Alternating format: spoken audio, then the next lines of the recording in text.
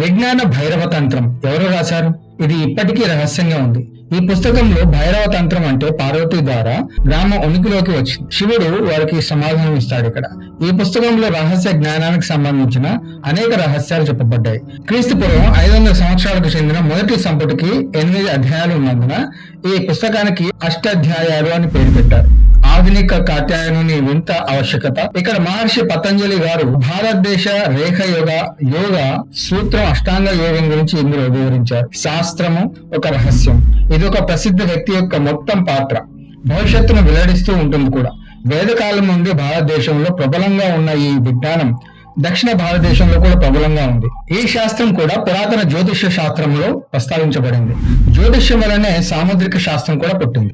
రక్షణ కాంతి పెరుగుదలపై స్వర్ణాక్షరాలతో వ్రాయబడిన జ్ఞాన గ్రంథాన్ని అలెగ్జాండర్ ది గ్రేట్ కి అందించారు. ఉపనిషత్తుల మొత్తం సంఖ్య 108 అని